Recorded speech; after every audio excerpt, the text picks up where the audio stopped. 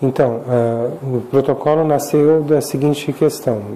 Num determinado momento da minha vida profissional, eu senti muita necessidade de tentar ajudar a mudar essa ideia de que a neurologia é uma especialidade médica de brilhantes diagnósticos e sem nenhum tratamento efetivo disponível para as doenças neurológicas, né?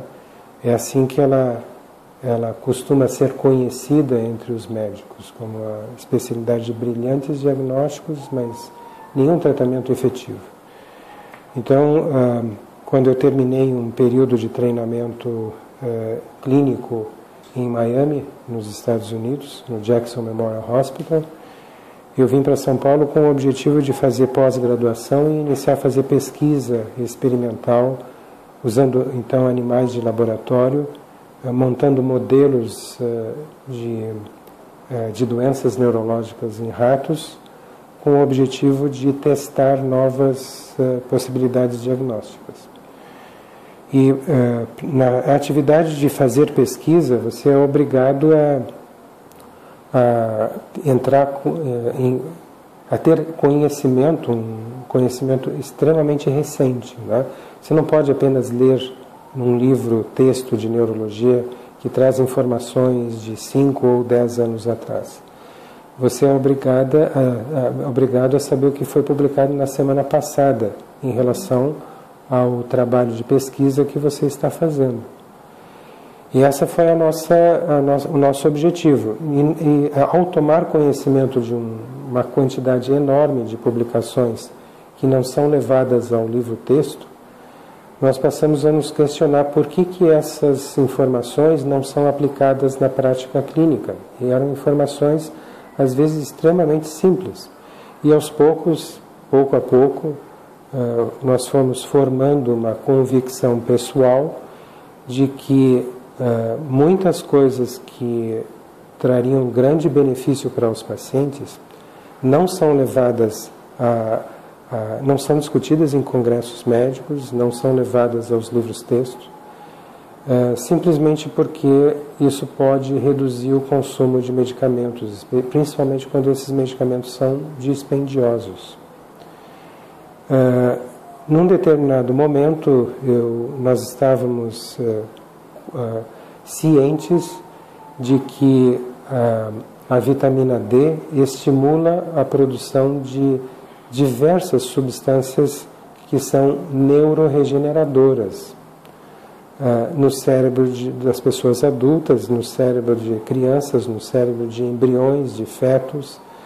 E ela é extremamente importante tanto para o desenvolvimento do sistema nervoso, como para a função do sistema nervoso, mesmo do sistema nervoso adulto. Esse conhecimento não está disponível nos livros textos de medicina e a grande maioria dos médicos desconhece essa importância de um hormônio, não é uma vitamina, é um hormônio que induz a formação de substâncias regeneradoras no sistema nervoso. E nós começamos, por causa disso, a administrar vitamina D para pessoas que tinham doenças neurodegenerativas.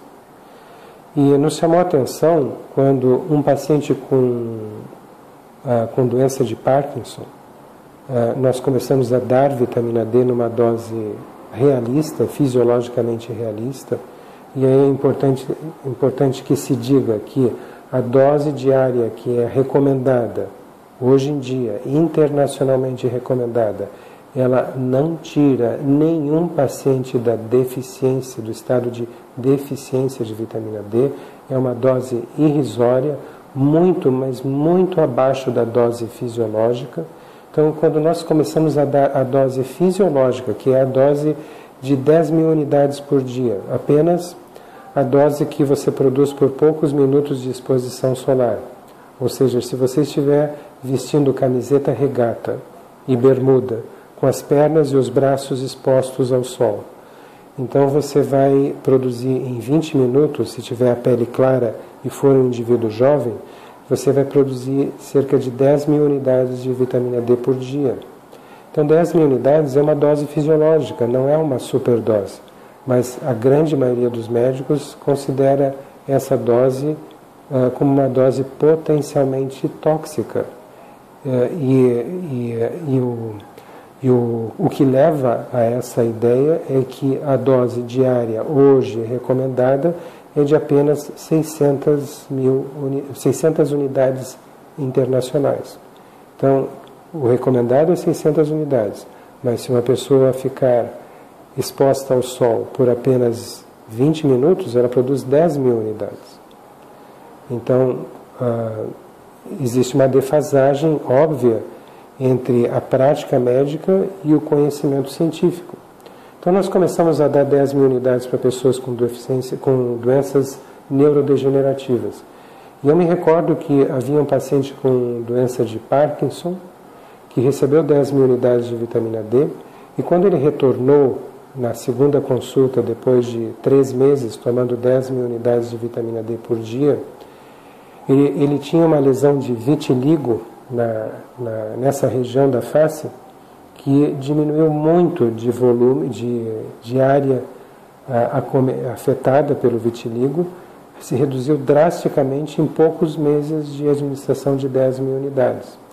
Isso nos levou a buscar informações na literatura médica em relação aos efeitos da vitamina D no sistema imunológico.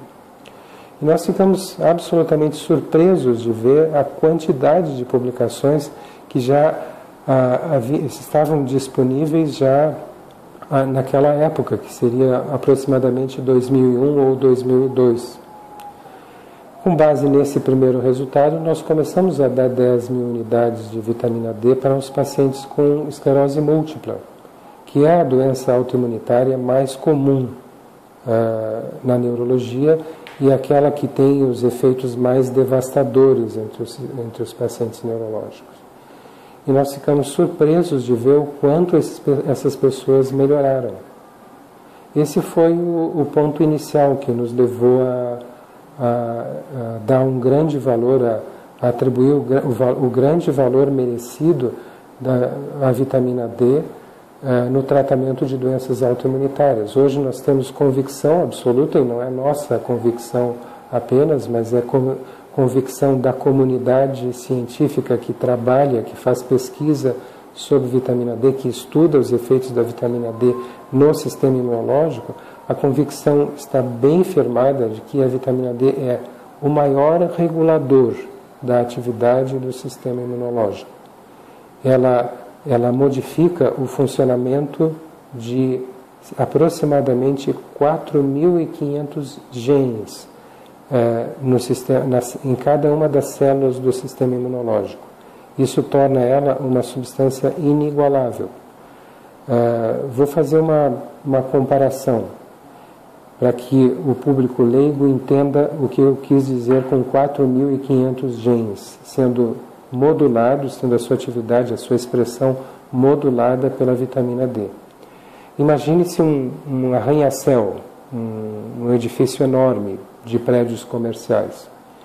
Imagine que 4.500 portas dentro desse prédio só são abertas ou fechadas por uma única chave. Então, compare esse prédio como sendo cada uma das células do sistema imunológico. E a chave seria a vitamina D. Então, na falta da vitamina D, você não consegue modular, abrir ou fechar, estimular ou reduzir a atividade de 4.500 funções biológicas dentro das células do sistema imunológico. Então, a falta dessa substância representa um desastre para o sistema imunológico.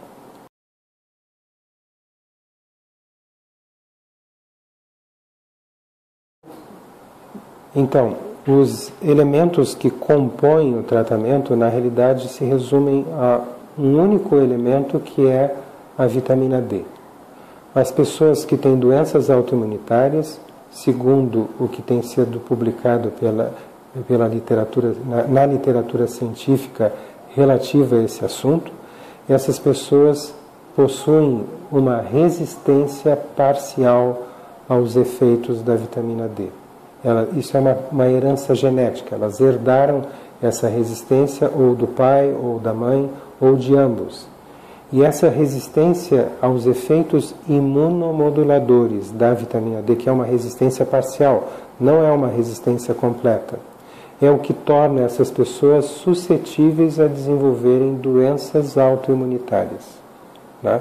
Então, o grande elemento, talvez quase o único, os outros são talvez responsáveis por menos do que 5% dos resultados, mas 95% dos resultados que nós temos obtido no controle de doenças autoimunitárias, particularmente no controle da esclerose múltipla, são devidos, esses efeitos são devidos, 95% dos efeitos são devidos exclusivamente à vitamina D. E nós precisamos dar doses muito altas de vitamina D para obter o controle completo da doença. Essas doses, no entanto, não são doses que são padronizadas para todos os pacientes. São doses que são particularizadas para cada paciente. Elas são ajustadas de acordo com o grau de resistência que cada pessoa portadora de uma doença autoimunitária possui à vitamina D. O grau de resistência que ela tem em relação aos efeitos da vitamina D. Então, o que nós fizemos foi desenvolver um método para ajustar a dose diária à necessidade individual de cada paciente. Isso é feito através de exames de laboratório. Então, se colhem exames de laboratório antes do tratamento, né, e depois se dá uma dose pré-estabelecida de vitamina D, depois de pelo menos 2 meses, que é o tempo necessário para que o nível de vitamina D vá se elevando e se estabilize no sangue dos pacientes, na corrente sanguínea dos pacientes. Então, depois de 2 meses, se repetem esses mesmos exames e se compara o resultado que se tinha antes do tratamento com o resultado que se tinha depois, que se teve depois do tratamento. E através dessa comparação nós conseguimos fazer o ajuste da dose individual para aquele paciente, de tal forma a que 2 meses depois desse ajuste nós atingimos o efeito completo, que significa, na prática, significa atingir o estado de supressão da atividade da doença. A doença fica suprimida depois de 2 meses após esse reajuste da dose diária.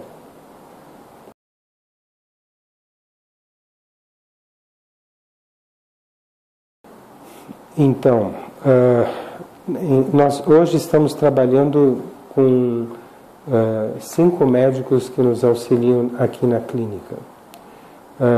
Pessoalmente, eu já atendi cerca de 1.300 pacientes. A clínica, contando com todos os médicos que estão trabalhando conosco já há 1 ano, 1 ano e meio, no total já atendeu 2.500 pacientes. No entanto, nós estamos treinando médicos que estão trabalhando tanto fora do país. Existe um médico que está trabalhando na Argentina, já com esse protocolo, e em várias capitais do Brasil. Então, esses médicos já estão atendendo cerca de centenas de pacientes, cada um deles. Então, eu posso lhe dizer que aqui na clínica nós temos 2.500 pacientes aproximadamente portadores de esclerose múltipla. Nós estamos falando apenas dessa doença de esclerose múltipla, porque se nós formos falar também das demais doenças autoimunitárias, certamente já passamos de 3.000 pacientes aqui na clínica. Mas falando apenas de esclerose múltipla, são 2.500 pacientes. Mas esse número pode ser bem maior, porque nós não estamos contando quantos pacientes já foram atendidos por cerca de 10, 12 médicos que estão trabalhando em outras capitais do Brasil depois de fazerem um tratamento aqui. Cada um deles deve ter atendido já mais de uma centena de pacientes. Então, o número já atinge vários milhares de pacientes atendidos. Nós temos recebido pacientes do exterior, também de vários países do exterior. Isso é um fenômeno próprio da internet dos dias atuais, né? As pessoas criam comunidades. Isso de certa forma, é um hábito libertador, porque os pacientes conseguem entrar em contato uns com os outros, né? E trocar experiências, trocar vivências que eles tiveram com diversos tratamentos. E isso criou um fenômeno próprio dos nossos dias. Hoje em dia, a grande maioria dos pacientes que nos procuram por terem acessado a internet, né? Nós temos um paciente que você entrevistou também, que se chama Daniel Cunha, é um jornalista, né, que já recebeu alta daqui da clínica, é um ex-portador de esclerose múltipla. Isso é uma coisa importante que se diga, né? Depois que a gente consegue ajustar o tratamento, a dose do paciente, e comprova que em 2 ressonâncias consecutivas, intervaladas com 1 ano, ou seja, separadas com 1 ano de intervalo, não houve nenhum surgimento de novas lesões, pode estar desaparecendo lesões recentes, e não existe nenhuma lesão em atividade. Então, quando a gente consegue demonstrar isso e o paciente apresenta melhoras, se ele não tem sequelas antigas, ele volta a uma vida normal. Ao final de 2 anos de tratamento, a gente, durante o período de 2 anos, durante esse período nós fazemos cerca de 3 a 4 consultas. No final desses 2 anos de tratamento, o paciente recebe alta, deve manter aquela dose de vitamina D com as precauções necessárias para que não provoque intoxicação, mas tem que manter essa dose de vitamina D, e a gente recomenda que ele retorne 2 anos depois para uma reavaliação e depois 5 anos depois para uma nova reavaliação.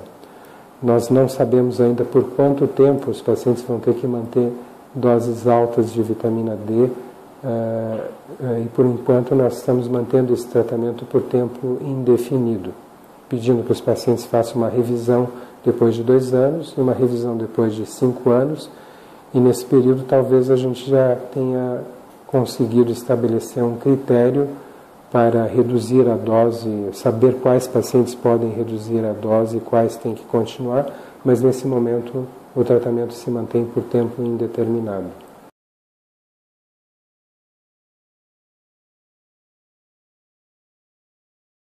Então, aproximadamente 95% dos pacientes com esclerose múltipla, eles têm a doença, se mantém em supressão permanente. Enquanto eles mantêm essa dose alta, a doença se mantém suprimida, né? Ela está inativa. Não há mais sinais, nem clínicos nem laboratoriais, de novas lesões. 5% dos pacientes obtêm um resultado apenas parcial, o que significa que, apesar de obterem melhoras, eles não têm, vamos dizer assim, a supressão completa da atividade da doença. Nós estamos nesse momento estudando quais as razões que levam a que 5% dos pacientes não atinjam remissão completa da esclerose múltipla. E nesse momento nós percebemos que existem 2 fatores fundamentais, né? Um deles, o principal de todos eles, é uma sustentação de um estresse emocional elevadíssimo, muito alto. Então, nós sabemos hoje que o estresse emocional pode prejudicar seriamente o resultado desse tratamento. E outra coisa que pode prejudicar o resultado desse tratamento é o hábito de fumar. Então, o tabagismo, nós sabemos que prejudica muito o resultado do tratamento com a vitamina D, mas isso não é uma coisa especificamente relacionada à vitamina D. Já existem informações abundantes na literatura médica dizendo que o hábito de fumar acelera a progressão da esclerose múltipla, mesmo que o paciente esteja sob tratamento tradicional. Quando eu digo que são 95%, eu me refiro a pacientes que não estão fazendo qualquer outro tipo de tratamento, além das doses elevadas de vitamina D, associadas à dieta e à hidratação abundante, que são necessárias para evitar os efeitos colaterais. Além disso, pode ser que infecções de repetição, como infecções urinárias, em pacientes que, antes de começarem com esse tratamento, já haviam adquirido uma sequela de descontrole da função da bexiga, da função urinária, que os torna suscetíveis a desenvolverem infecções urinárias de repetição. Nós sabemos também que essas infecções urinárias de repetição podem reduzir os efeitos imunomoduladores da vitamina D. Eu falo de imunomoduladores porque a vitamina D não suprime a atividade do sistema imunológico. Hoje nós sabemos, isso é conhecimento estabelecido, que a vitamina D suprime especificamente o tipo de reação imunológica não fisiológica, chamada de aberrante, né? Que é conhecida pela sigla TH17, que é a reação imunológica que provoca as doenças autoimunitárias. Então, toda doença autoimunitária, toda agressão do sistema imunológico contra o próprio organismo é provocada por um tipo de reação que não é normal, não é fisiológica, é aberrante, que é chamada de TH17. E a vitamina D é a única substância, pelo menos do meu conhecimento, que é capaz de seletivamente inibir essa reação sem prejuízo das demais reações do sistema imunológico. Ao contrário, a vitamina D até potencializa a capacidade do sistema imunológico de reagir contra vírus, contra bactérias como o bacilo da tuberculose. A capacidade do nosso sistema imunológico de reagir contra esses micro-organismos é potencializada pela administração de vitamina D. Né? Já é conhecimento, por exemplo, já estabelecido na comunidade científica de que pacientes que são portadores de tuberculose precisam ser suplementados com vitamina D para que os efeitos dos tuberculostáticos se façam mais efetivos.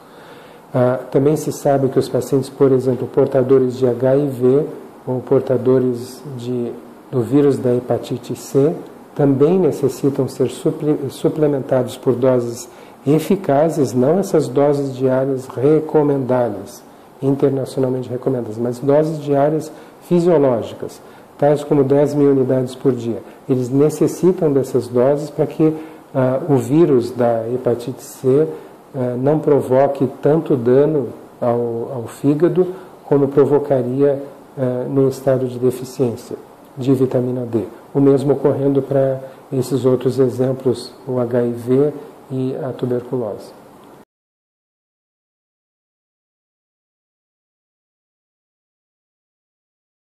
Sim, então a doença de Crohn, a doença inflamatória intestinal, que inclui a doença de Crohn, a retocolite ulcerativa, são doenças que nós temos conseguido controle completo, até agora sem nenhuma exceção, utilizando esse mesmo protocolo de tratamento.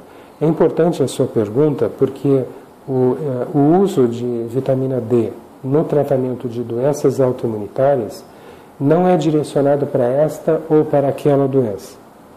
Ele é direcionado para a regulação do sistema imunológico. Por exemplo, sob o efeito da vitamina D, o sistema imunológico aumenta a quantidade de um tipo de células que é produzida pelo sistema imunológico com o objetivo de mantê-lo regulado. que são chamados de linfócitos T reguladores. Então, a quantidade de linfócitos T reguladores aumenta muito sob os efeitos da vitamina D. Ao mesmo tempo, a reação TH17, que é uma reação anômala, não fisiológica, aberrante, ela é seletivamente inibida pela vitamina D. Como essas duas coisas são importantíssimas para o controle de qualquer doença autoimunitária, essas doenças autoimunitárias que você mencionou, como as doenças inflamatórias intestinais, a doença de Crohn e a retocolite ulcerativa, nos casos que nós temos tratado, os casos que nós temos tratado, têm respondido de uma forma completa. O paciente se vê completamente livre das manifestações da doença e mantém uma vida normal. Mas também necessita fazer, como eu lhe disse, manter aquela dieta em que ele não pode ingerir laticínios derivados de leite, aqueles alimentos que são integralmente constituídos por leite, e ele tem que manter uma hidratação mínima de 2,5 litros de líquidos por dia. Então, repetindo, essas doenças autoimunitárias que você mencionou, até agora, todos os casos que nós temos atendidos, que não são tantos casos como da esclerose múltipla, são provavelmente algumas dezenas de casos, todos eles têm respondido de uma forma completa, sem exceção aos efeitos da vitamina D em altas doses.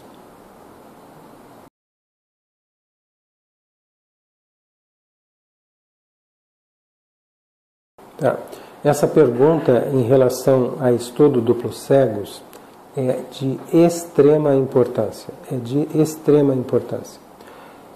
Pelo seguinte, não se pode randomizar erros metabólicos. O que eu estou querendo lhe dizer? Se eu tenho uma pessoa que tem um problema metabólico identificado pelo laboratório, por exemplo, uma pessoa que tem hipotireoidismo, ela tem deficiência de hormônio da tireoide. Deficiência de hormônio da tireoide é letal, potencialmente letal, e pode provocar sérios danos à saúde da pessoa, se não for corrigida. Outro exemplo, diabetes do tipo 1, crianças que não produzem nada de insulina. Eu sou obrigado a corrigir essa deficiência, eu tenho que dar insulina. Então, nessas circunstâncias, quando você tem um problema metabólico, uma deficiência, uma resistência adquirida de uma forma hereditária em relação a um hormônio ou a uma vitamina, eu sou obrigado a corrigir. Se eu não corrigir, eu cometo erro de negligência médica. Então, quando você fala de um estudo duplo cego randomizado, você está me dizendo o seguinte, que eu devo ter um grupo de pacientes que vai ser tratado, por exemplo, com a vitamina D, em altas doses, e um grupo de pacientes que vai receber um placebo. O médico e os pacientes envolvidos no estudo não sabem qual paciente está recebendo o quê. Se está recebendo o placebo ou está se recebendo a vitamina D. Muito bem, eu não poderia fazer esse estudo com crianças diabéticas, por exemplo. Jamais foi feito um estudo duplo cego, randomizado, para saber se insulina é bom para crianças diabéticas. Jamais foi feito e jamais vai ser feito. A mesma coisa acontece com pessoas que têm hipotireoidismo.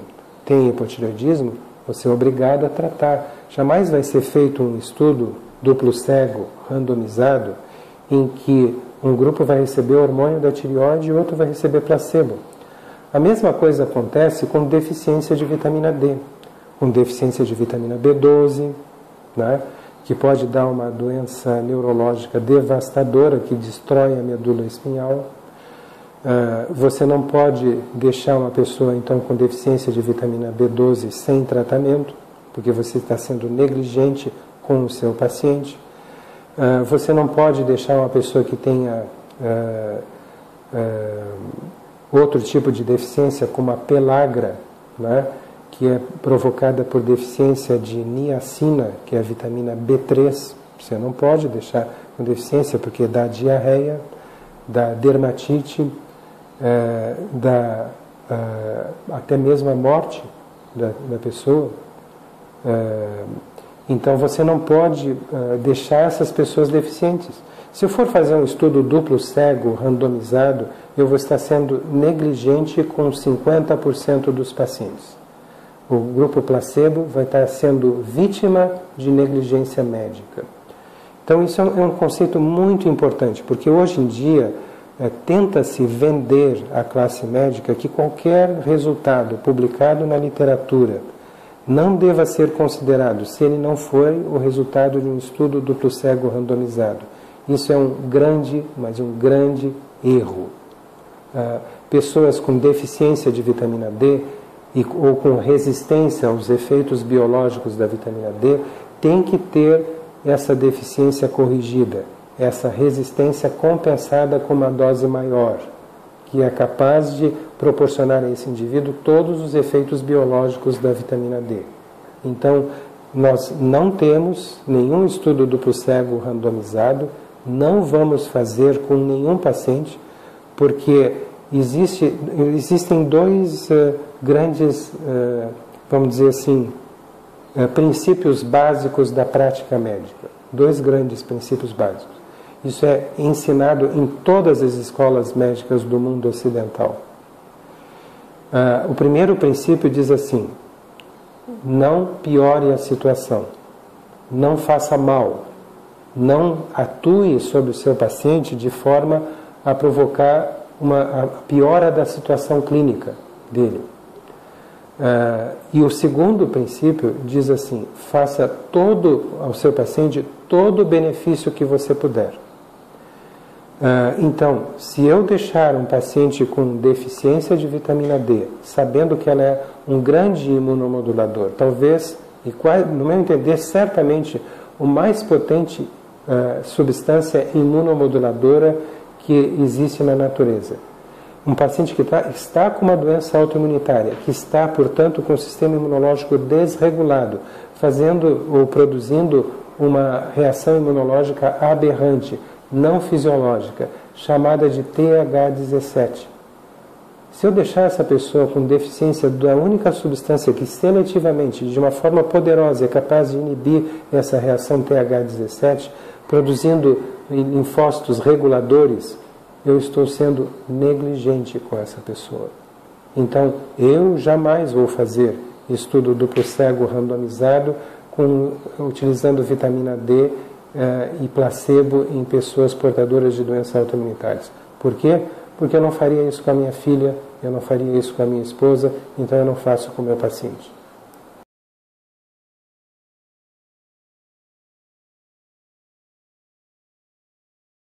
Nós começamos a utilizar a vitamina D no tratamento de doenças autoimunitárias no interesse do próprio paciente. Ou seja, o nosso objetivo não foi fazer pesquisa, não foi convencer a ninguém, foi simplesmente atender a esse segundo princípio básico da prática médica: faça o melhor benefício que você puder fazer ao seu paciente, ou seja, se o paciente está com deficiência de um imunorregulador potente, conhecido, documentado, corrija essa deficiência. Se ele tem resistência, dê uma dose maior que possa compensar essa deficiência. Muito bem, aí nós acumulamos uma grande quantidade de dados ao longo desse tempo e uma experiência no ajuste da dose para esse indivíduo. Nós já publicamos dados preliminares sobre vitiligo e psoríase, né? Naquela época, quando nós fizemos esse trabalho por vitiligo e psoríase, foi a única doença que nós conseguimos que o Comitê de Ética Médica da Unifesp, da nossa universidade, aprovasse. Nós queríamos atuar sobre outras doenças também, mas infelizmente existem fatores muitas vezes que nós não compreendemos por que recebemos negativas em relação a fazer um tratamento que apenas poderia provocar benefício, como que você pode negar a prover, vamos dizer assim, condições éticas para que você corrija uma deficiência num paciente? Eu não consigo entender isso, mas nós tivemos negativas em relação a isso, a determinadas doenças. Isso não nos impediu de continuar tratando os nossos pacientes no próprio interesse desses pacientes e fazendo com que nós acumulássemos uma experiência muito grande de casos que estão muito bem documentados.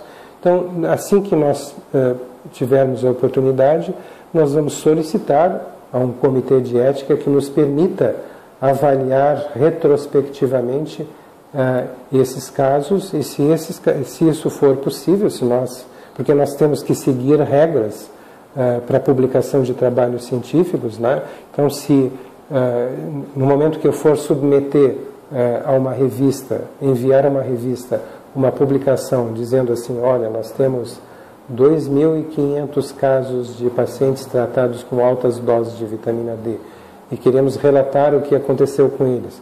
O editor da revista vai nos pedir, mas que dê a aprovação do comitê de ética para que você pudesse nos enviar essa experiência sua. Então, nós temos que enviar, fazer a solicitação a um comitê de ética para que ele aprove uma revisão dos prontuários desses pacientes. E, mediante a revisão desses prontuários, então nós podemos enviar para revistas médicas. Nós esperamos que não haja problema em fazer uma revisão retrospectiva de tudo o que aconteceu com esses pacientes ao longo de 11 anos de acompanhamento. Mas nós não sabemos, isso fica na mão de pessoas que muitas vezes determinam ou tomam decisões de uma forma que, ao nosso ver, não é a decisão mais adequada para a disseminação do conhecimento médico e para benefício dos pacientes acometidos por essas doenças.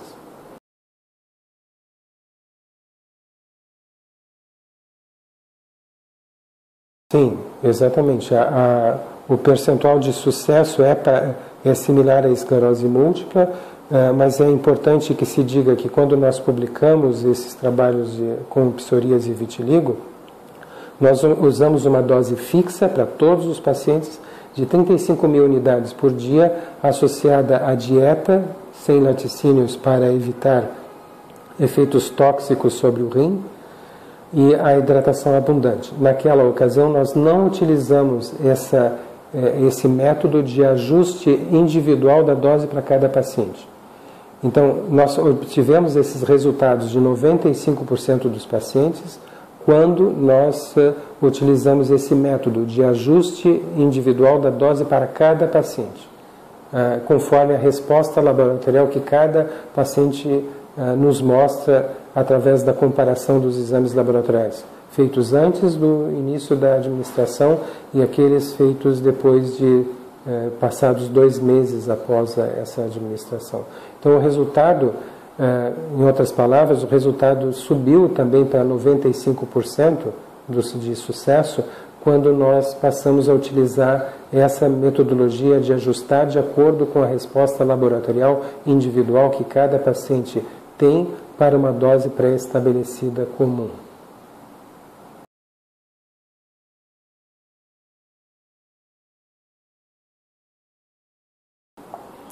Então, altas doses de vitamina D funcionam para as doenças autoimunitárias em geral, né?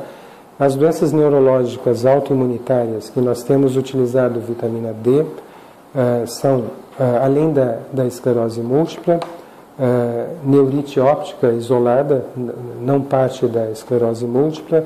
Nós temos utilizado também para doenças como a síndrome de Guillain-Barré. Nós temos utilizado também para doenças como a polineuropatia de origem autoimunitária. Nós temos utilizado também para miastenia graves, apenas para citar aquelas doenças neurológicas de caráter autoimunitário que eu consigo me recordar nesse momento. E o resultado do tratamento tem sido quando nós utilizamos essa metodologia de ajuste individual da dose para cada paciente, tem sido o mesmo da esclerose múltipla, 95% de supressão completa da atividade autoimunitária. O que não significa, né, que as sequelas antigas provocadas pelo sistema imunológico, já colocadas como sequelas estabelecidas, venham a regredir. De uma forma geral, nós conseguimos fazer com que ocorra a regressão completa ou quase completa das sequelas que se instalaram num prazo de 1 ano antes do início do tratamento com altas doses de vitamina D.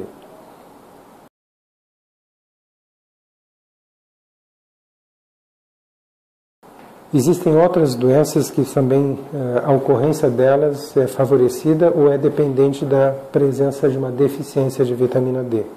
Por exemplo, a ocorrência de abortos de repetição no primeiro trimestre da gestação. Hoje em dia isso é considerado uma doença autoimunitária.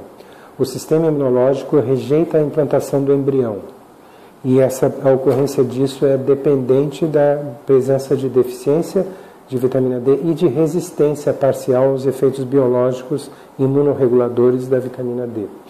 Também a ocorrência de hipertensão, pressão alta, muito alta, no final da gestação, em situação chamada de eclâmpsia ou pré-eclâmpsia, colocando em risco a vida da gestante no final da gestação, fazendo com que o obstetra tenha que antecipar o nascimento da criança através de uma cirurgia de cesariana.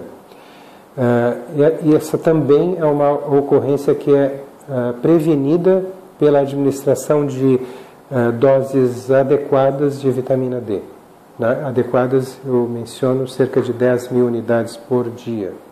Além disso, gestantes que não se expõem ao sol adequadamente, elas mantendo níveis muito baixos de vitamina D, elas correm alto risco de darem à luz a crianças que depois mostram comportamento autista, ou seja, o autismo é altamente favorecido pela deficiência de vitamina D, que ocorre na gestação e nos primeiros anos de vida. Também a deficiência de vitamina D ocorrendo no início da vida do indivíduo, no final da gestação ou nos primeiros anos de vida, aumenta muito a possibilidade que esse indivíduo, ao atingir a adolescência, desenvolva doenças psiquiátricas como esquizofrenia.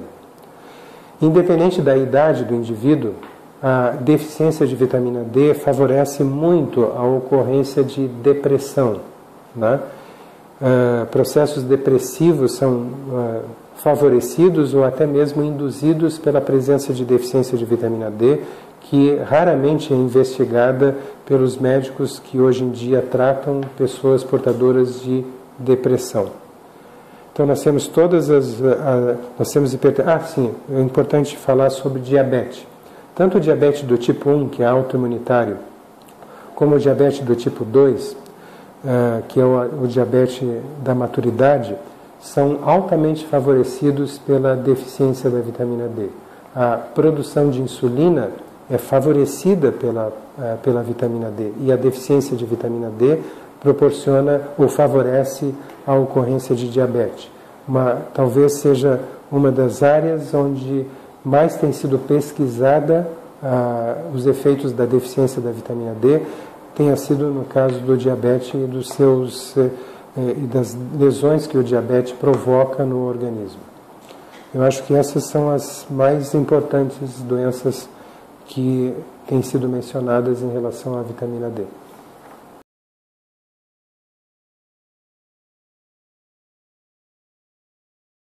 Eu não tenho nenhuma informação, não significa que não exista nenhuma informação, mas eu não tenho nenhuma informação a respeito da possibilidade que a vitamina D possa facilitar a eliminação de metais pesados do organismo. Não tenho essa informação.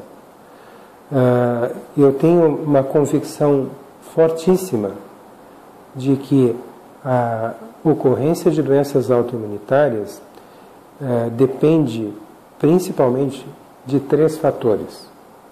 Depende de se tratar de um indivíduo que herdou do pai ou da mãe essa predisposição que é provocada pela resistência parcial aos efeitos biológicos da vitamina D. Depende de um segundo fator, que seria a deficiência da vitamina D por baixa exposição solar. E o terceiro fator seria o fator emocional. Então, esse seria o gatilho que leva ao desencadeamento de doenças autoimunitárias em geral, inclusive da esclerose múltipla, em pessoas que têm esses dois outros fatores que a predispõem a desenvolver essa doença. Falta apenas o gatilho. Quando vem o gatilho emocional, de um estresse emocional, de um evento de vida estressante, por exemplo, um adolescente ou uma adolescente que vê os seus pais se separarem. Um indivíduo de 18, 19, 20 anos de idade que tem uma ruptura afetiva. Uma pessoa de seus 30, 35 anos de idade que vê a dissolução do casamento.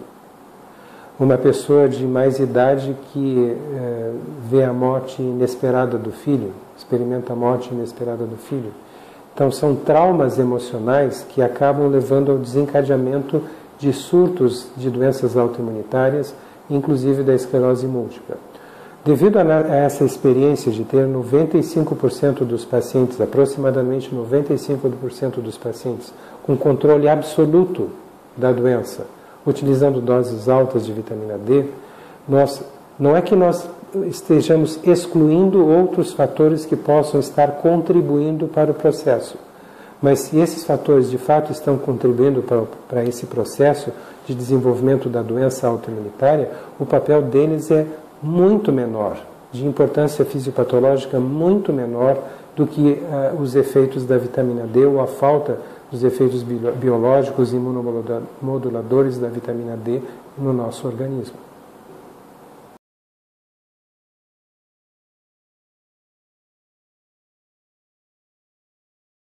Muitos pesquisadores dizem que uma pessoa com esclerose múltipla, ela por ter, vamos dizer assim, uma deficiência neurológica que a impede de caminhar livremente, ela tende a ficar mais em ambientes confinados, dentro de casa, né?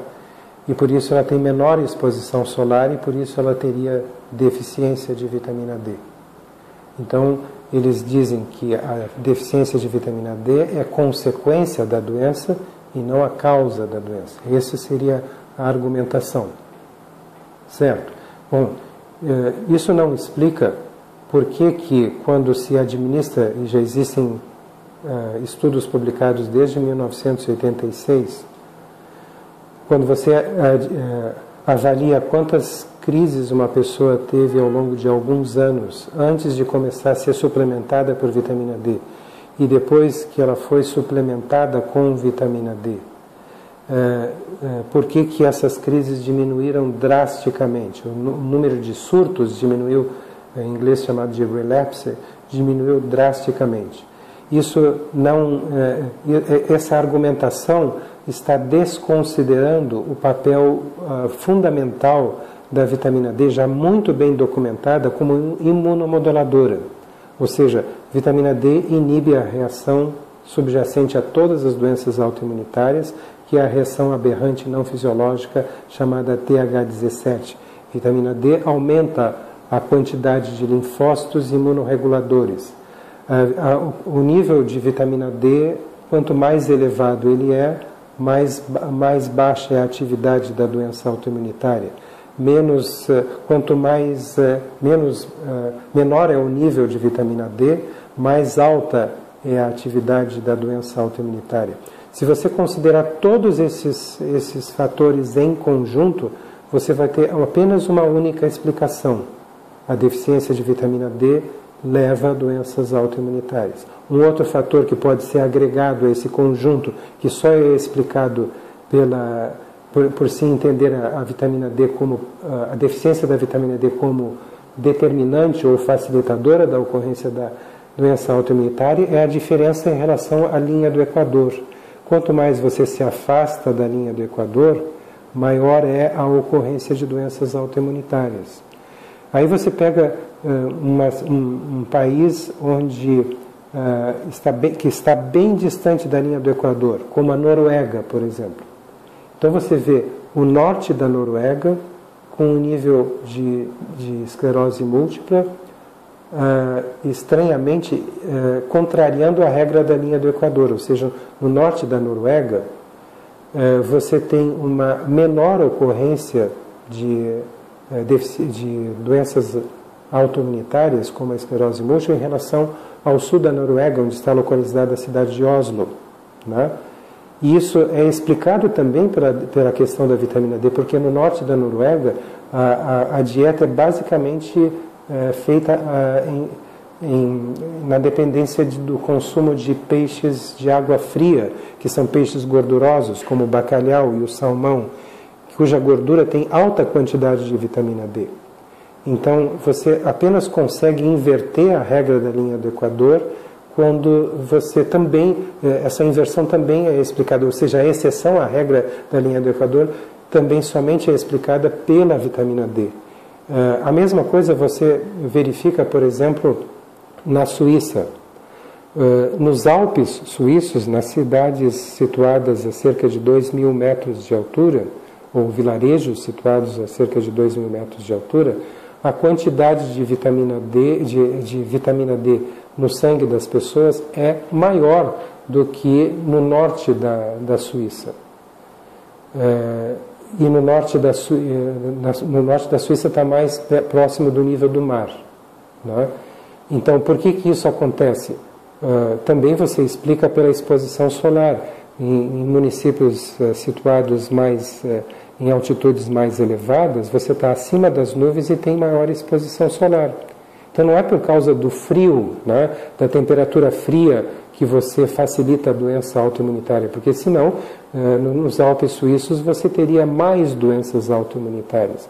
Mas nos Alpes suíços você tem menos doenças autoimunitárias porque você tem maior exposição ao sol. E por ter maior exposição ao sol, você tem mais vitamina D. No norte da Suíça, você tem menos exposição solar e você tem menor quantidade de vitamina D circulando no sangue dos habitantes e, em consequência disso, você tem mais doenças autoimunitárias. Toda a epidemiologia das doenças autoimunitárias só é explicada por um único fator, que é a deficiência da vitamina D.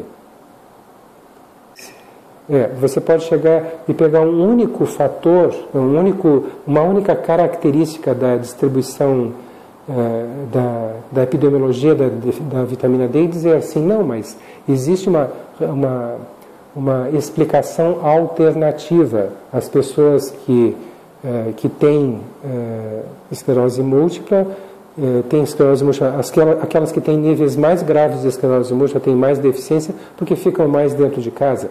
É uma explicação alternativa, mas não explica todas as outras questões das funções biológicas da vitamina D e de todos os outros características epidemiológicas da vitamina D. Características epidemiológicas das doenças autoimunitárias. Certo.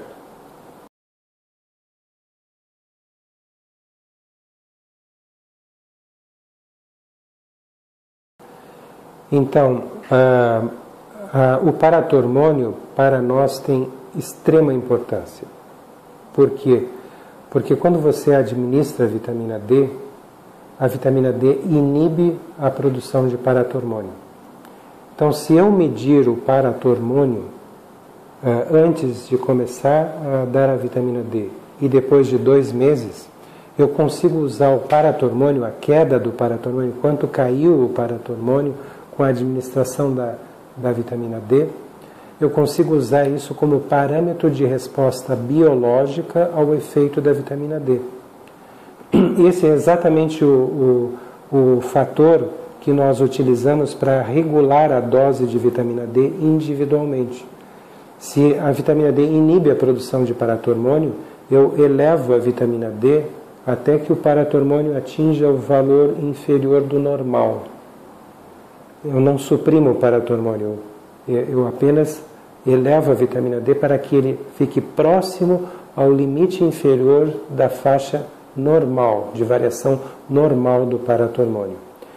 E ao produzir esse efeito biológico, eu infiro que se a vitamina D atingir o máximo efeito na inibição do paratormônio, ela deve também ter atingido o máximo efeito imunorregulador. E é através dessa premissa que nós ajustamos a dose de vitamina D, de acordo com a queda do paratormônio. Eu não posso suprimir o paratormônio, torná-lo indetectável, porque se eu suprimir o paratormônio, aí então eu faço com que o indivíduo esteja sob o risco de estar tomando uma dose tão alta de vitamina D que ele pode estar retirando grande quantidade de cálcio dos ossos e levando essa quantidade excessiva de cálcio retirada dos ossos a elevar a concentração sanguínea ao ponto de prejudicar a função renal. Então, o paratormônio, para nós, é uma medida de segurança, um nível de segurança. Se eu não suprimir o paratormônio, eu estou seguro de que eu não estou provocando doses tóxicas de vitamina D. E eu consigo, então, ajustar de acordo com a resistência biológica aos efeitos da vitamina D que aquele indivíduo está tendo e que ele tem por razões genéticas e hereditárias. Vamos ver se eu digo isso em outras palavras. Um indivíduo pode precisar de uma dose de vitamina D, por exemplo, de 30.000 unidades, para fazer com que o seu paratormônio atinja o valor inferior do normal. Um outro indivíduo pode necessitar de 100.000 unidades diárias para fazer com que o paratormônio atinja essa faixa inferior do normal. Então, medir o quanto cai o paratormônio, para nós, é uma forma de ajustar a dose da vitamina D para a necessidade individual daquele paciente. O nível de paratormônio é o teste laboratorial mais facilmente disponível que pode nos proporcionar uma medida da resistência da pessoa aos efeitos da vitamina D. Existem outras possibilidades, outras coisas que nós podemos também medir, mas o paratormônio é feito por todos os laboratórios, não é uma coisa excepcional, né? Muitos médicos solicitam a dosagem de paratormônio. Então, não é um teste excepcional, a gente pode utilizar e é um teste que é facilmente disponível em qualquer lugar do mundo.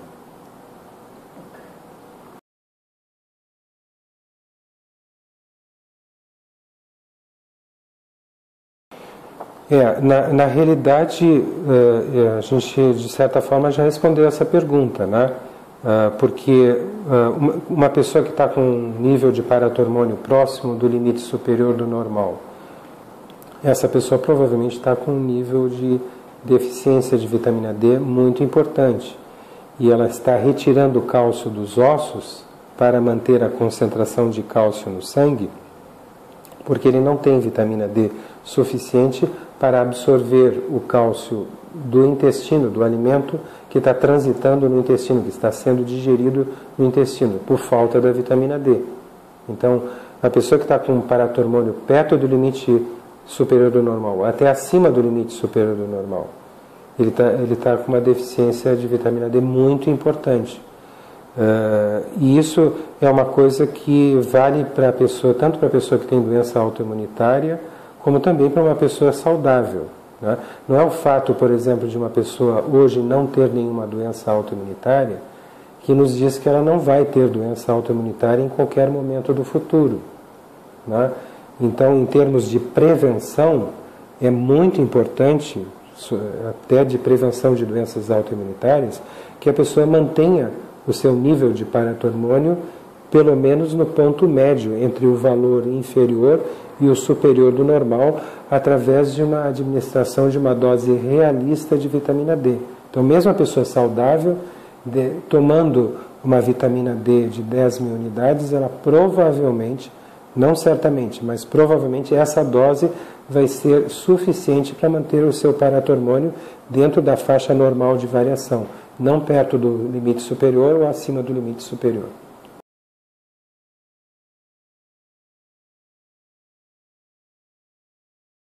Sim, mas é uma questão importante.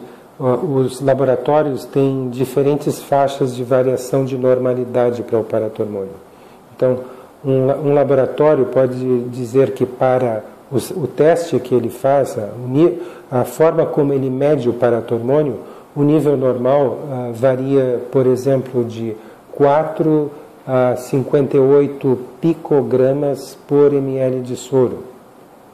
Um outro laboratório pode dizer que, para ele, a faixa de normalidade vai de 12 a 65 picogramas por ml de soro. Então, essa questão do nível abaixo de 20 é para pessoas que usam um laboratório que dizem que é de 12 a 65. A gente quer deixar entre 20 e 12. Mas uma pessoa que usa um laboratório que está dizendo que para este laboratório, esse segundo laboratório, o valor normal é de 4 a 58, então eu tenho que deixar entre 10 e 4. Ou seja, é a mesma coisa que eu lhe disse, eu quero deixar próximo do limite inferior do normal, mas não abaixo do limite inferior do normal. E eu ajusto a dose de vitamina D para obter esse efeito. Então não é necessariamente abaixo de 20. Abaixo de 20 ou abaixo de 10, ou entre 12 e 20, ou entre 10 e 4, depende de qual é a faixa de normalidade que o laboratório usa como referência. Né? Então vai depender do laboratório.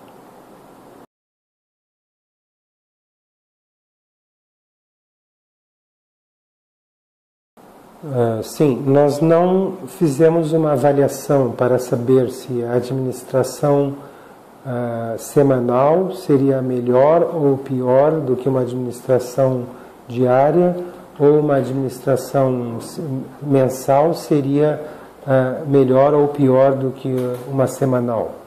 Nós não fizemos nenhuma tentativa de estudar isso. Apenas nós partimos do pressuposto de que o normal é uma pessoa se expor ao sol diariamente. Então, se esse é o normal, nós vamos procurar ajustar a dose de acordo com administrações diárias. Né? E até se justifica isso porque nós evitamos grandes variações provocadas por administrações muito espaçadas. Então, quando nós administramos diariamente, a variação da concentração sanguínea vai se manter mais regular, menos oscilante, menos variável. Né? A amplitude de variação vai ser menor.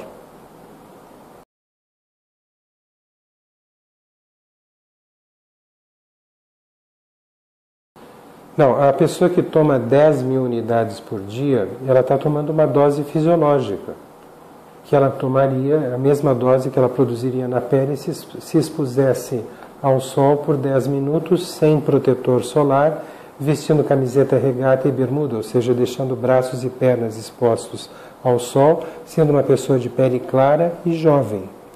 Então, isso não pode provocar nenhum problema para ninguém, porque é o que normalmente nós produzimos. Então, não há necessidade de fazer qualquer dieta ou qualquer hidratação especial, além daquela que todo indivíduo deve tomar para manter a sua saúde de uma forma geral, mas não há necessidade de tomar nenhuma medida de precaução por estar tomando 10 mil unidades de vitamina D. A minha filha toma 10 mil unidades de vitamina D por dia há mais de 6 anos. Não há nenhum problema em tomar 10 mil unidades de vitamina D, não há necessidade de fazer qualquer medida de precaução. Essa definitivamente não é a dose tóxica, essa dose é vendida sem receita médica nos Estados Unidos sem nenhum problema.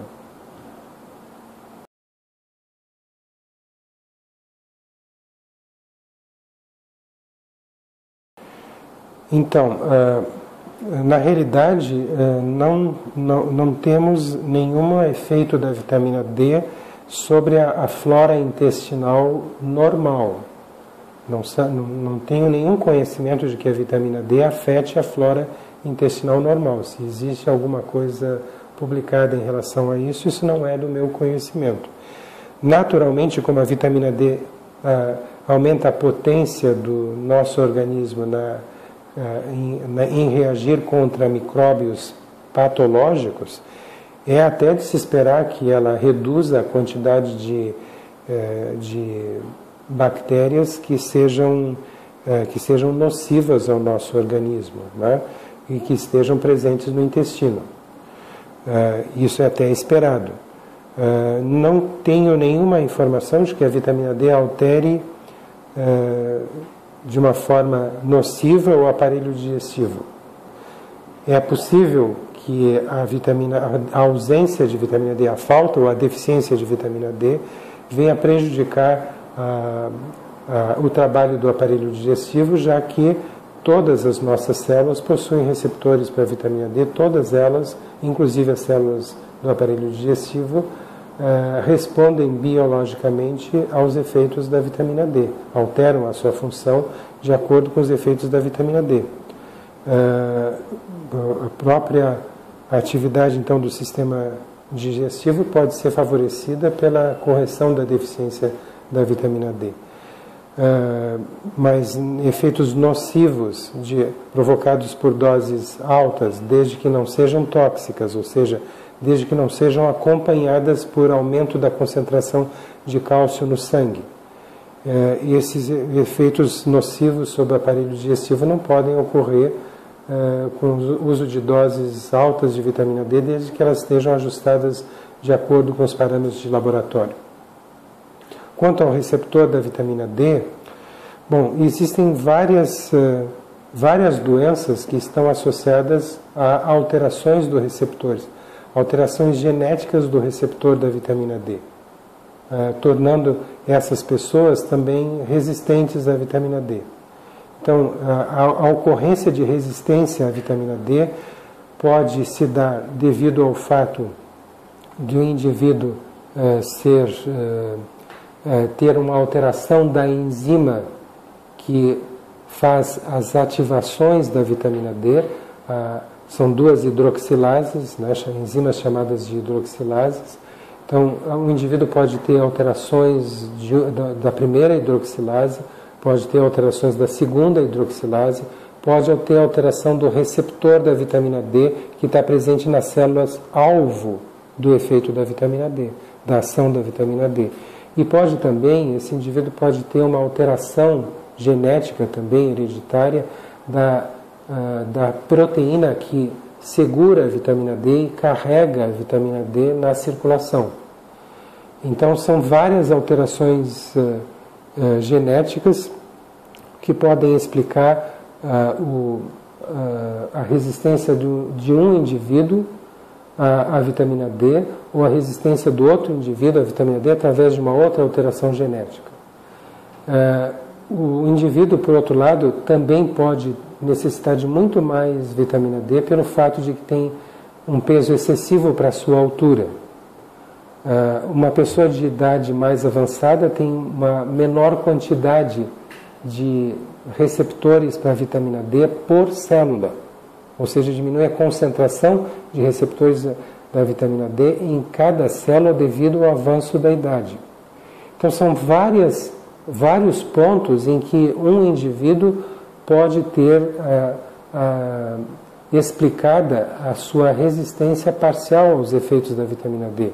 Um indivíduo pode ter 2 desses pontos, um outro indivíduo pode ter 3 deles, contribuindo para a resistência à vitamina D. Por isso, você utilizar um efeito final de toda essa cadeia de eventos, que é a redução dos níveis de paratormônio. É uma forma de você, vamos dizer assim, evitar de ter que verificar qual é o tipo de razão, por qual razão aquele indivíduo é resistente. Não importa se é por uma, por duas, por esta, por aquela, ou por mais do que uma razão que ele seja resistente à vitamina D. Você medindo um efeito biológico, que é a redução dos níveis de paratormônio, você vê o efeito final de todas essas possíveis pontos de resistência à vitamina D. E é uma forma, então, de você otimizar o seu trabalho no sentido de atingir o melhor efeito biológico da vitamina D para aquele indivíduo, sem ter que fazer múltiplas tipagens genéticas para saber que encareceriam muito esse tratamento. Então, você simplifica tudo medindo só um único efeito biológico, que seria a redução do nível de paratormônio.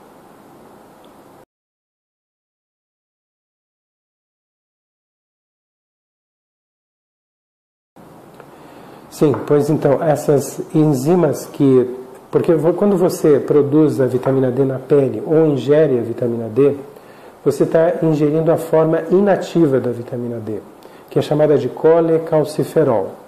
Esse colecalciferol vai ter que sofrer a ação de duas enzimas consecutivamente para ser transformado na forma final, que é a forma ativa. Então, o colecalciferol sofre a ação de uma enzima chamada de 25-hidroxilase, que coloca um grupamento químico chamado hidroxila na posição 25 da molécula do colecalciferol, transformando esse colecalciferol no calcidiol, 25-hidroxivitamina D, que é o que é medido no sangue para se detectar se o indivíduo tem deficiência ou não. Por sua vez, essa substância, o 25-hidroxivitamina D, ou calcidiol, ela sofre a ação de uma segunda hidroxilase que coloca mais um grupamento químico agora na posição 1. Então essa enzima é chamada de 1-alfa-hidroxilase e ela também pode estar geneticamente alterada. E finalmente então você produz, através da ação dessa segunda hidroxilase, você produz a forma ativa da vitamina D, que é chamada de 1,25-dihidroxi D3, ou calcitriol, que é o que vai agir, produzir o efeito biológico final sobre as células do sistema imunológico e todas as células do nosso organismo. Muito bem, essas hidroxilases, elas dependem da vitamina D. Não diretamente, mas dependem da vitamina B2. Não diretamente, mas indiretamente, né? Porque ao fazerem o seu papel de hidroxilarem a vitamina D, elas se tornam oxidadas, a enzima se torna oxidada. E para que ela possa recolher uma nova molécula e hidroxilar novamente outra molécula, então, ela precisa ser reduzida, quimicamente chamada ela precisa passar por um processo de redução. E esse processo de redução requer a presença de vitamina B2.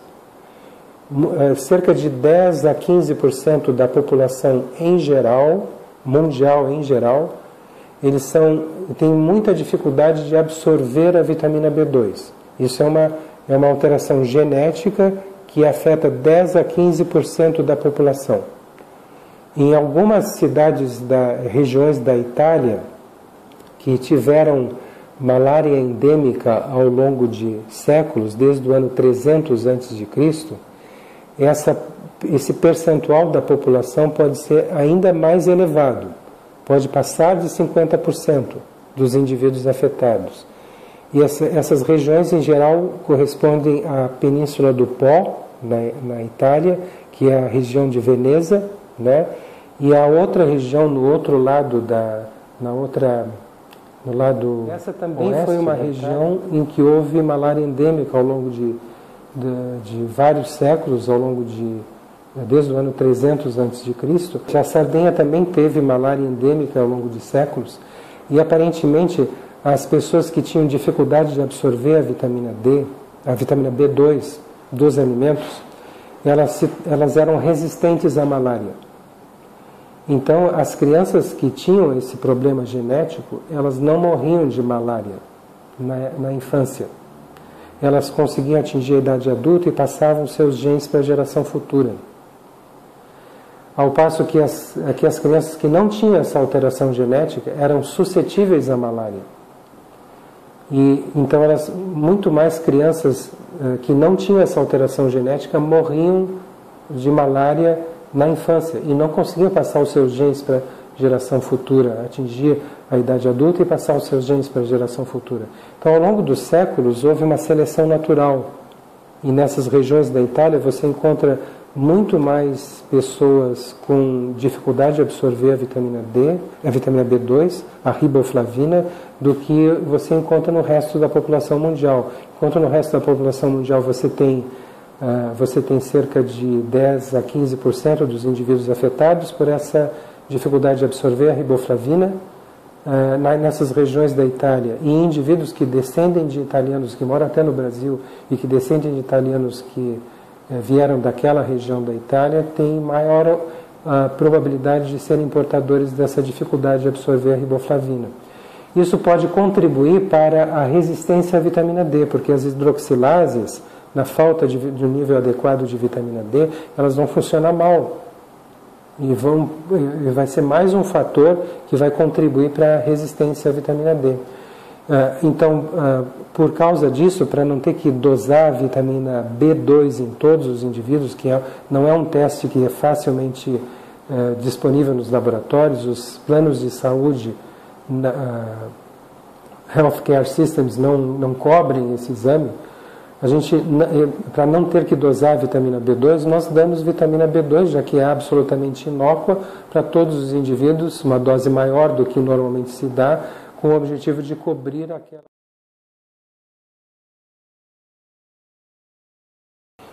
Bom, nós medimos o fósforo porque a vitamina D ela mobiliza tanto o cálcio como o fósforo do tecido ósseo, né? E como nós estamos usando doses inéditas de vitamina D, isso foi uma sugestão, inclusive do professor Michael Hawley, que a gente devia documentar tudo o que está acontecendo, né? Mas uma das nossas preocupações é que não estivesse alterado o fósforo, os níveis de fósforo não estivessem alterados. E, de fato, essas doses que nós estamos usando com essas precauções não têm alterado os níveis de fósforo, né? Então, isso é apenas uma precaução para ter certeza que os pacientes estão bem, sob o ponto de vista laboratorial. Todos os parâmetros laboratoriais que podem ser alterados por doses altas de vitamina D estão sendo medidos. E esse é um deles. Essa é a razão pela qual nós medimos os níveis de fósforo.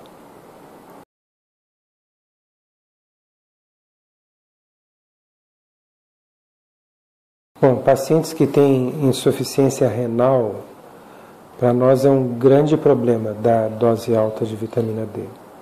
Porque se eu dou uma dose de vitamina D que provoca uma certa absorção excessiva de cálcio, seja do osso ou do intestino, eu tenho que ter garantia de que o rim vai jogar fora. E se a pessoa tem insuficiência renal, eu perco essa garantia. Então, para nós, se uma pessoa vem com insuficiência renal, isso dá muito mais trabalho, tem que ter muito mais cuidado do que uma pessoa que tem a função renal normal. Essa é a única coisa que eu posso acrescentar em relação à questão da insuficiência renal. Existem doenças como o lúpus eritematoso sistêmico, em que o sistema imunológico agride o rim, né? A gente procura desligar o lúpus antes que ele provoque lesão renal. Se a pessoa já vem com uma lesão renal, nós temos que ter muito cuidado. Nós começamos com doses menores de vitamina D para ter segurança de que nada vai acontecer com essa pessoa. Entende? Porque eu preciso que o rim jogue fora qualquer excesso que seja de cálcio que apareça na circulação. E se a pessoa tem insuficiência renal, isso se torna um problema.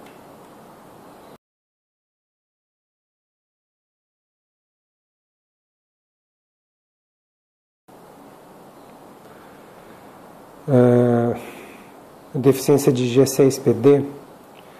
Então, a deficiência de G6PD é uma das doenças que aumentaram na Itália em decorrência da malária endêmica. As pessoas com deficiência de G6PD, elas são resistentes à malária. E houve o mesmo tipo de seleção natural que aconteceu com a deficiência da riboflavina. Mas eu não tenho nenhum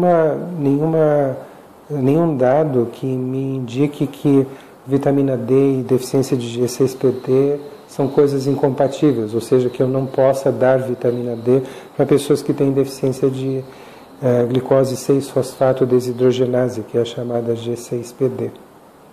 Não vejo nenhuma incompatibilidade.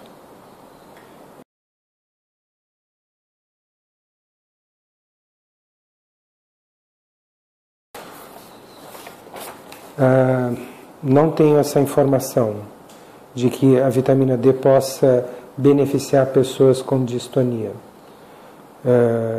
Em princípio não deve haver nenhuma, mas eu posso verificar, porque a vitamina D tem ela é uma substância chamada de uma substância com funções pleiotrópicas, ou seja, tem tantas funções que todas as células respondem à vitamina D, que eu não posso dizer que pelo fato de que eu não tenha tido notícia, ou não tenha sido publicado nenhum trabalho a respeito de vitamina D e distonia, que ela não possa propiciar qualquer benefício para pessoas com distonia. Mas essa informação eu não tenho presente, não tenho disponível nesse momento.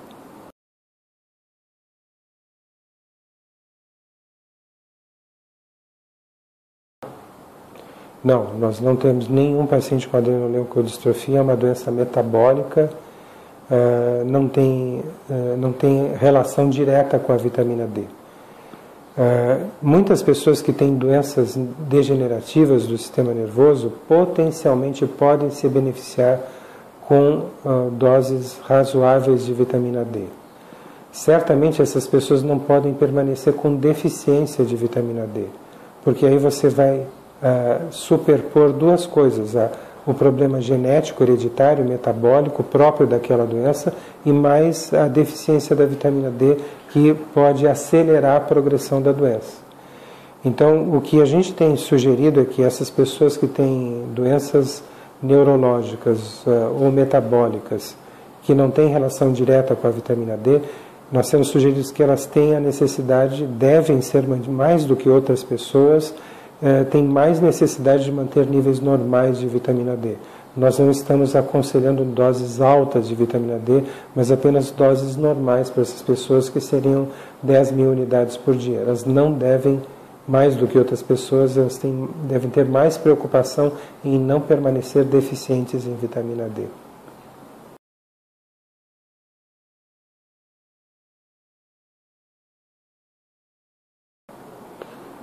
Um paciente que toma esse anticoagulante com a vitamina D, em princípio não existe nenhuma incompatibilidade de tomar vitamina D, fazer tratamento com vitamina D ou com altas doses de vitamina D, guardadas aquelas precauções, né, que a gente já comentou, dieta e hidratação.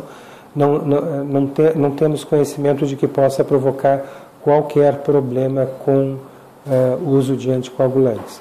A única coisa que parece ser um alerta importante é que pessoas que têm hipertireoidismo,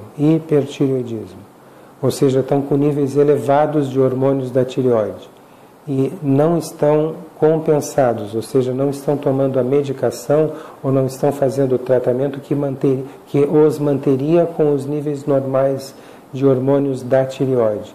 Então, essas pessoas podem ser ultrassensíveis aos efeitos tóxicos da vitamina D, porque o hormônio da tireoide, vamos dizer assim, potencializa o efeito da vitamina D em mobilizar o cálcio do osso.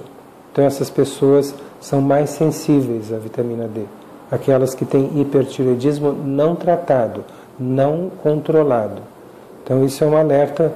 Nós tivemos já 2 casos de pessoas que desenvolveram hipertireoidismo, né, e se tornaram mais sensíveis à vitamina D do que a gente normalmente verifica. O nível de sensibilidade dessas pessoas é muito mais alto do que as pessoas que têm a função tireoidiana normal.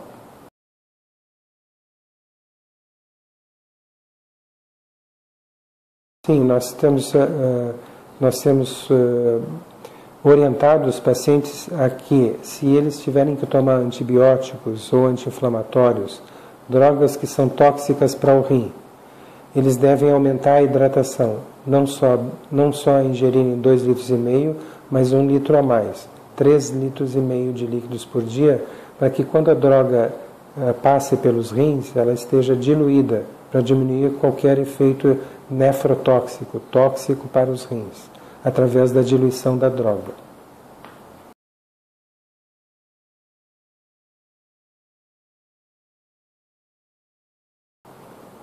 A pessoa que toma 10.000 unidades de vitamina D tem a mesma dose de vitamina D que uma pessoa jovem produziria na pele, vestindo camiseta, regata e bermuda, ou seja, deixando os braços e pernas expostos ao sol. Uma pessoa jovem de pele clara, sem uso de protetor solar, produziria 10.000 unidades de vitamina D. Então, 10.000 unidades de vitamina D não pode, em hipótese alguma, ser considerada dose tóxica de vitamina D. E não há nenhuma necessidade de fazer controle laboratorial ou acompanhamento médico pelo simples fato de um adulto estar tomando 10.000 unidades de vitamina D. E o mesmo não vale para crianças, né? Para crianças que têm baixo peso, essa dose pode ser excessiva.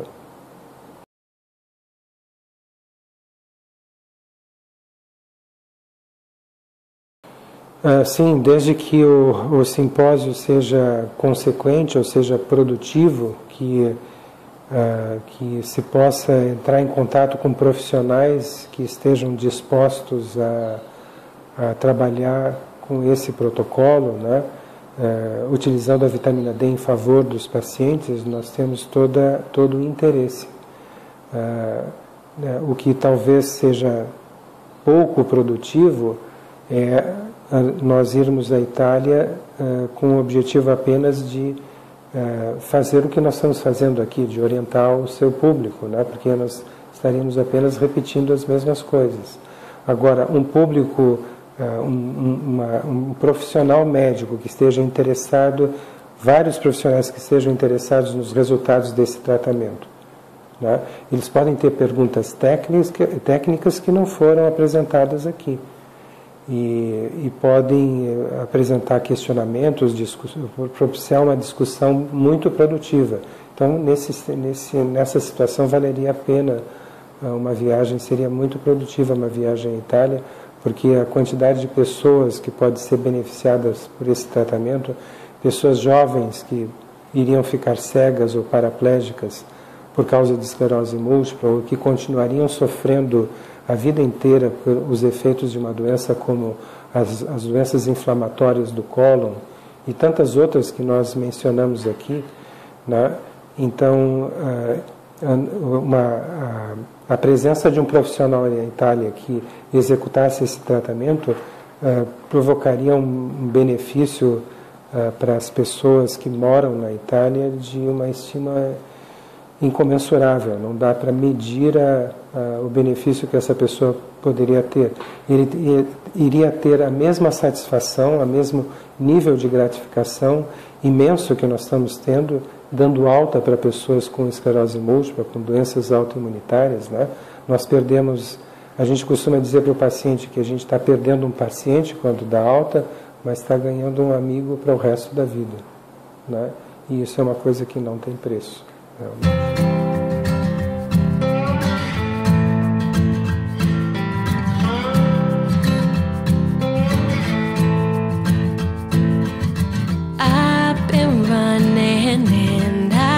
Screaming and I've been crawling after you.